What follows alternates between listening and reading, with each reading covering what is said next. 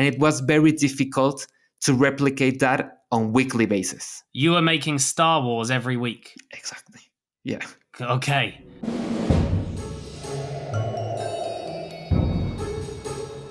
Dear listeners, we are gathered here today to reflect on a podcast that is no longer with us, the Little Anguish Tapes. It was a podcast about past anguishes and the intrusive thoughts which continue to disrupt our daily lives. Haunting us today is its host, Guillermo Ruiz de Santiago. Launched in August 2022, 5 episodes were published in total before the show was left to perish. On this episode, we'll learn what caused the Little Anguish Tapes to be yet another headstone in the podcast graveyard. We'll celebrate the highs, lament the lows, and discuss whether it should be laid to rest forever or be brought back to life. From One Fine Play, this is Podcast Graveyard. Hi Guillermo, thanks for haunting the show today. Hi James, thanks for having me. I'm very excited to be here. Thank you for joining. So tell me, what is your podcast about and why did you want to make it? Each episode is a small interview with a person that have a little anguish, a little intrusive thought that is a constant in the daily life. And in the same way, you can tell that they are not living the fully life they can be living because of this small intrusive thought. And why did you want to make the show? I was very inspired by a podcast that already exists called This Is Actually Happening. I don't know if you know that show, that it's a Wondery show. And it talks about trauma. It talks about trauma, and it's an interview when you can only hear the answers of the person that is being interviewed, but you cannot hear the person that is interviewing.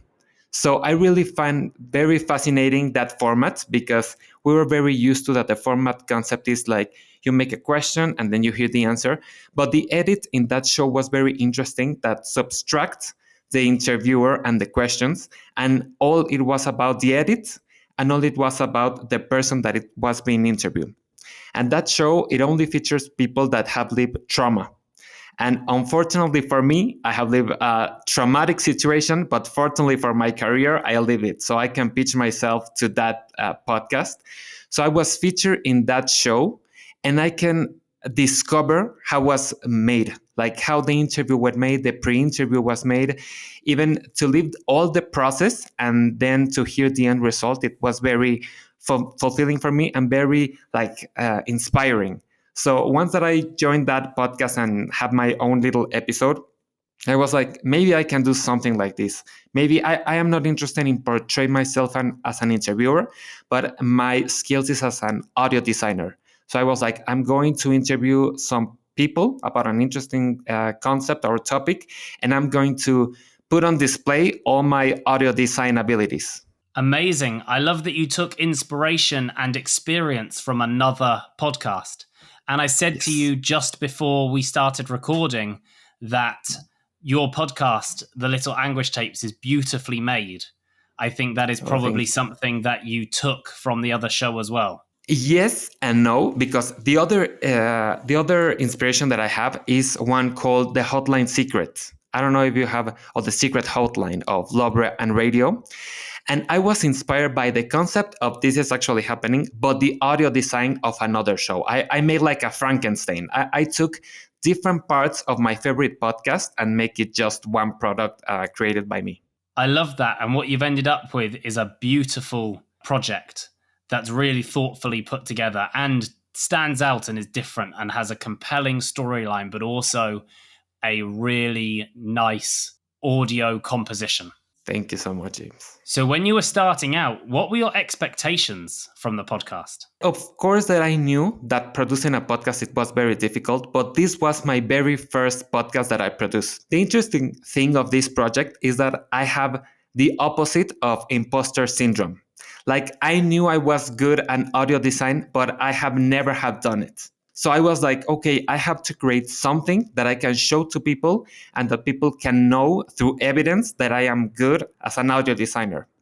So that was the main goal of this, to know how much I am capable of doing. So your expectations when you started the show, you wanted to do this because you just felt compelled that you were great at making audio. Is that right? Yes. I'd love to learn more about your experience of actually making the podcast, the highs and the lows. And I have some questions because, of course, you put all the episodes out on one day and then we didn't hear any more. But before we get to that, how much time do you think you put into it? What was going into making each episode in terms of time? In time, I am very fast editing. So I think the interview with people, it took me like an hour. Then the edit of that interview, it took me like an hour or two, maybe. And the part that was the more difficult is the scoring, like to creating the music. I don't even have the time because it took me a lot of days and a lot of frustration. Like, so even it was just a couple of hours a day, for me, it felt longer. Like I was spending a lot of hours creating music from scratch. Oh, wow. A pure labor of love. You made the music and everything. Yes. Oh, wow. So how long do you think each episode was taking in total? Per episode, 8 hours. So if I made 5 episodes, it could be like a 40-hour job. And what about money? Did you spend any money making it? Yes, the only thing that I spent it was very expensive, that it was the synthesizer to make the music. It was like $1,000 and I never use it again. Wow, that is a big investment. Yeah. And where did you find guests from? My colleagues. Like the thing that it sparked the idea is I had the idea to make this podcast, but then in my job, it was related to podcast. So one of the initiatives they did is like, oh, we want you to make your own little podcast because we want as an enterprise, as a company, for you to understand what is the challenges to make a podcast. So I was the only people in the company that took it very seriously. So I took that leverage to start to approaching colleagues and said, hey, do you want me to be featured on my podcast? And I think I asked to 8 to 10 people and only 5 say yes. Well, that's a lesson in itself, isn't it? What do you think the biggest obstacle you faced was when trying to make the podcast? People, yes, are not willing to share the most honest truths. Like if you got a guest that it's not willing to actually put all the weaknesses and vulnerabilities out there, the interview is not going to be good. So the difficult part was that I was at first aiming to big people, like trying to even reach to the most intimate details. And I know that people is not very like eager to do that. So I start to looking for the small languages and the small interviews that it's not risk for the people that it's being interviewed, but at the same time, it feels authentic to the listener. So it's really about finding the balance between an interesting story for the listener and somebody who's willing to give enough of themselves to make it work. Absolutely. I listened to an episode about a lady who has ugly feet, and I felt she was very honest in her openness with her own relationship with her feet. Yeah, it was something that I thought was somebody, not everybody would do that. Not everyone would speak so openly and so clearly about something like that. Yes, it was very admiring. Are there any really embarrassing stories or cringeworthy stories you have from making the podcast? I think every time that I got rejected, when I pitched the project to another person and I was like, hey, I want you to invite you to be in the podcast. It's going to be very well made. I'm going to be like taking care of you in the interview. And to have that no, when the people say to you, no, I'm not going to do it. I felt not embarrassed, but at the same time, I was like, oh, the thing is that I am not selling the project right, or it is because of them, they don't want to share them. So it was kind of weird afterwards that I have to say, don't worry about it. I understand that you don't want to be part of the project. But I think that it was kind of weird to just get the no. But at the same time, I'm very grateful that they do not waste my time to give me like a bad interview and just to say no at first. Did you have any disaster stories like from recording the podcast? Any major mistakes or mishaps? The most frustrating part about the music, it was like, for me, I stopped to enjoying the process when I put myself in a position to develop an ability that I haven't done it before. Like making the music start to stressing me out a lot because I started feeling that if a professional people that make music listen to this, maybe they're going to listen to the podcast and say, what the hell am I on listening in the background? That sounds and music. So I start to feel very vulnerable in my part to display an ability that I don't even know if I have the ability to create music from scratch or only make the audio design of pieces that already exist. How many versions of the music were there? Did you do any really bad versions to start with? Yes. And people said, Yes. what is this? Try again. Yes. Exactly. And even there are not like full pieces, there are like bites of music that I arranged together because I was not able to produce a full song. I guess you took on a second challenge, really, of making music as well as making a podcast, which really added to the work. Yes. What was the worst piece of podcasting advice that you ever got? I think the worst, and it's not an advice, it's more like a best practice, is like to aiming to the big audiences. So looking for that your success is related to the number of downloads. Sometimes you just have to reach a niche and do not want to be the number one podcast, because if you are aiming to like everyone, you start to do some not generic but not risky stuff. You are not going to experiment that much. You are wanting to do something that it's very easy for people to digest, and you start to go like a way to maybe create some very creative stuff. Like all your creativeness is going to be like related to the things that already exist, that the people are already used to listen. What you've done there in giving me your worst piece of podcasting advice is also given a great piece of podcasting advice. I think it's absolutely true that a podcast for everybody is a podcast for nobody. There is a lot of podcasting advice out there that is about make sure you find a big audience and get as many downloads as possible and make all your decisions based on how many downloads you get. And that is absolutely not true. Why did your podcast die?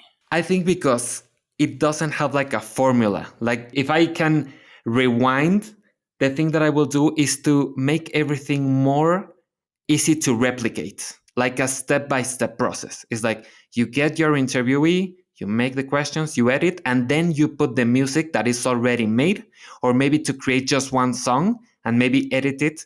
But I try to use every episode as an original piece of audio, and it was very difficult to replicate that on weekly basis. You were making Star Wars every week. Exactly. Yeah. Okay.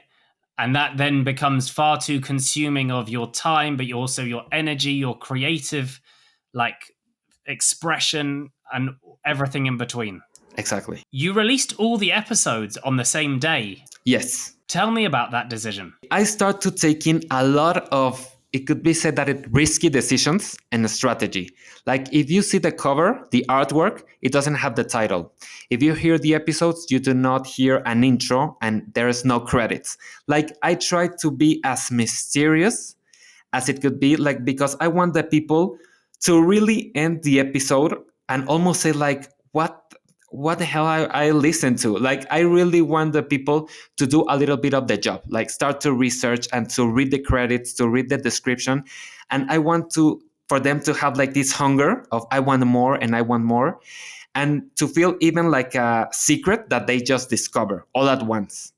So the strategy there, it was because I wasn't intended to be in number one chart and do a strategy for promotion. I was like, I'm going to break all the rules that people advise to do while launching a podcast. So it was, obviously, this does not reflect it in listens. But at the same time, I was like, okay, if there's no strategy, I'm going to publish everyone at once. And at first, was a full season of 12 episodes, but it ended up only being 5 episodes because I only have 5 interviews. I love that you're so honest about the fact that you were trying to create something that was mysterious, but also by its nature, high risk. Yes.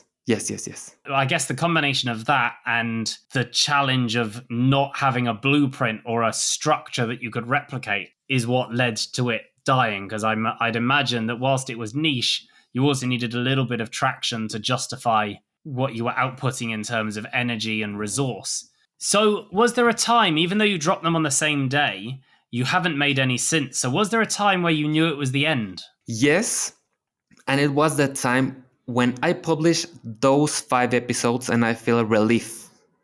I was just like, okay, I'm done. Like I was not eager to keep producing. So even the little anguish started to become an anguish for me. So it like a burden. And the other thing is like I right now use my time to be a full-time producer, like professional producer of podcasts. When you transform your hobby into your main job, you do not want to do it unless you get paid. So that is the reason that I was like, okay, so if there are other projects that I'm going to be paid to do it, the language is going to be something that I am not going to be receive money to do it. And it's a very tricky thing because you transform the thing that you love into the thing you have to do every single day to earn money. So really, the Little Anguish tapes became your Little Anguish. Absolutely. Many people have said to me, will Podcast Graveyard end up in the Podcast Graveyard? What are some of the worst decisions you made when making the podcast? The worst decision, the music, definitely. Like I rearranged this strategy. Like the thing that I will do is just to make one piece of music, edit it, and do not try to make an original score to each episode. And the other thing is not going into for it, looking for interviews one by one and try to post it in a Reddit forum or something like that. Like try to people to pitch to me instead of I pitch to people. So I make like to try to have more guests open the invitation and not be selecting case by case. It allows you to have the flexibility to decide if you want to outreach to someone specific because you want them, but also have that inbound opportunity as well. It just takes off a bit of pressure. What good decisions did you make, but a little too late? Like, what did you learn? And you're like, oh, I should have done that differently. But then you didn't see it until it was near the end. Once that you get the yes, when they have the microphone in front of them, they are like an open book. Like I actually thought that it's going to be very hard to pull the answers.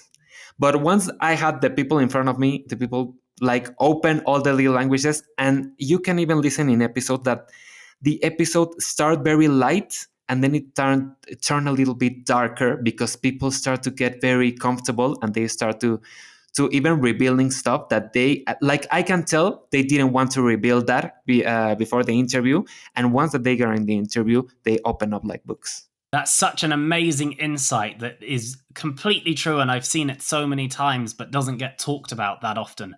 Why do you think it happens? I have to use my experience in the podcast. This is actually happening when I was with the interviewer, and I have like my answers were very crafted.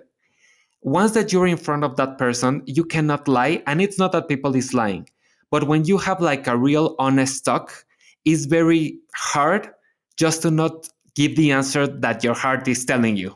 You know, like it's harder to lie than to be honest and to just get done with the interview. So it's that pressure of that the other people can tell when you are trying to lie or to try to hide the facts. So for your mind, it takes a lot of energy just to craft a beautiful answer instead of just displaying the truth. And I think another great tip that goes on top of what you just said is, as an interviewer, if you can stay quiet for as long as possible. I'm renowned for interrupting, but if you can stay quiet for as long as possible, the other person will talk and talk and talk, and nearly always at the end is when the gold is. That the best bit is nearly always right at the end. The thing where they go, and another thing, and then they tell you something amazing because they suddenly feel comfortable and they're relaxed and they're focused and they're engaged, and that's when all of their protective walls go down and they really open up. You can get some of the best answers just by being quiet and waiting to see what people say, and they don't even know they're going to say it. Exactly. And the other thing that I learned is that the interviewer is like asking you the same thing in a different way. And you start to give answers, and the fifth time that they ask you the same is the one that you have the honest truth answer. It's like when they ask you, not in the first one, in the twice, it's like in the fourth or fifth time is when the people are like, even, I don't know if they're tired, like, okay, this is the real truth. What aspect of the podcast do you wish you had focused more energy on? Definitely strategy of promotion, because as you said, one thing is you try to reach the number one. That is one thing. But the other thing is to promote your work even when you're not trying to get to the number one, but you want to have listens. So even if I don't want to have like or even I cannot have like a massive campaign, promotional campaign, I should try to focus more energy in promoting the work, even in the mental health space, because this podcast start to become like topics of mental health, like how can you live a quality life, eliminating those little language that you have. So the thing that I should try to do is, once all the production work has done, try to go to forums on the internet and just to publish like, hey, you can listen to this podcast that it's about mental health or trauma or little languages, like just to put a little bit of effort promoting it, because I do not use any type of effort to promoting the work. You did no marketing at all? No, just with my colleagues. Like it was like, oh, I produce this, or with my friends. But I did not submit it to Apple. I did not submit it to Spotify. Like I didn't try, because since I know that I wasn't going to produce more episodes, for me, it was like I published the same day, and that is the day that the podcast died, because I was not eager to promote it. So it was born and died on the same day? Almost, yes. When you say promoted to Apple and Spotify, by the way, I think what you mean is not that you pushed it there so people could listen, but you didn't write to them and say, could you feature the podcast? Is that what you mean? Exactly. Yeah, just to exactly. Make a difference. Because I listened on Apple Podcasts, and that is where it's available now.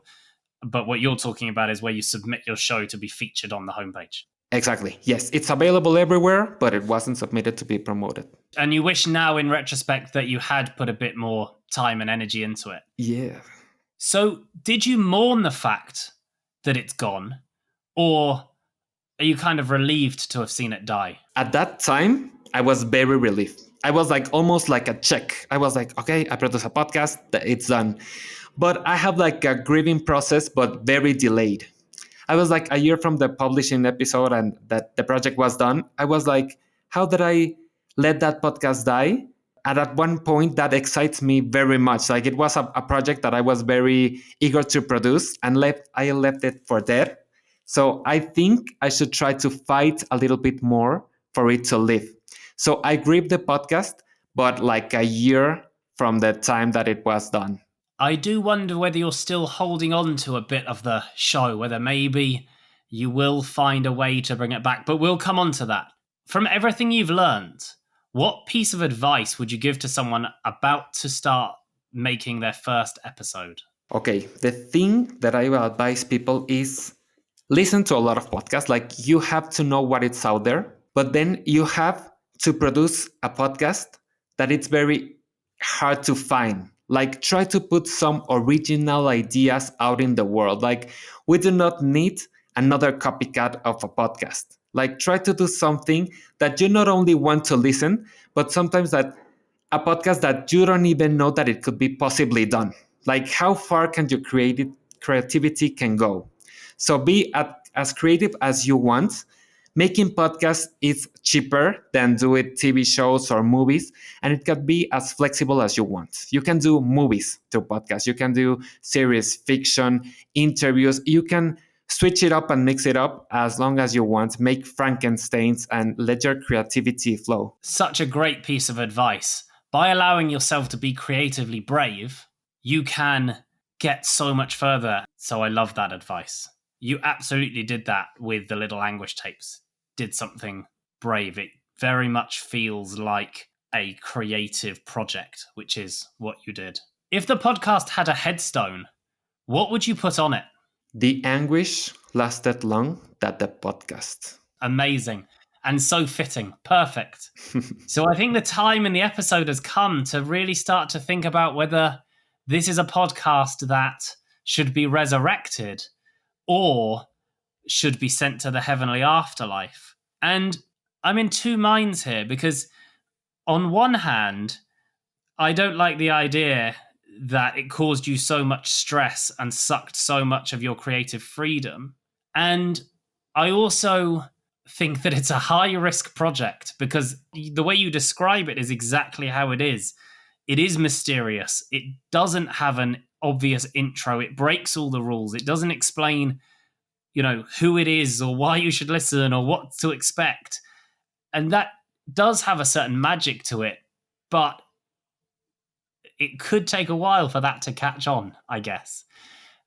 The other side of it I love because unlike many of the ghosts that haunt the podcast graveyard, who made a podcast because they were trying to make cheap marketing material or sell a product or whatever, you did it because you loved it and you wanted to express your own creative freedom in audio. And I love that. I also think it's a great idea. And the actual content itself, there are some really compelling stories of people sharing their own anguish or trauma that I think are really powerful. And if I also had ugly feet, like the lady in the episode that I listened to, and I don't think I do have ugly feet, but if I did, I think listening to her story would really help. So I'm sure there are people out there that with time, if they found it, could really resonate. I guess one of the challenges is the audience may change all the time because you may be interested in one thing, but not necessarily the next. So you've got to be quite open-minded to want to listen to anguish that you may relate to, but also just sort of listen to other people's suffering. And that might be a challenge to grow an audience, but I would love to see you make another 5 or 6 episodes. And I think, you've learnt, your biggest takeaway was about the structure. If you could put in a structure and you've now built your own original music, which is, hugely impressive for 5 episodes, you could probably, I'm hoping, use 1 or 2 of those in episodes moving forward. And I guess your workflow might be easier. And maybe anyone that has listened to this episode of Podcast Graveyard could find your details that we'll put in the show notes and reach out to you as a guest if they've got an anguish to share. Yeah, that would be amazing. Actually, that would be amazing. Not that I'm roping you into resurrecting it, but no, I'm very willing to resurrect it. I think, had you ever thought about grouping the episodes? You talked about making limited seasons. I wonder if you could make limited seasons on themes, so I could know whether I was listening to them about the body or about the environment or whatever it was, so that they became in seasons of something, so it became easier to navigate. Wow, great idea. I'm going to steal that one. You can have that is one. A great topic. Yes.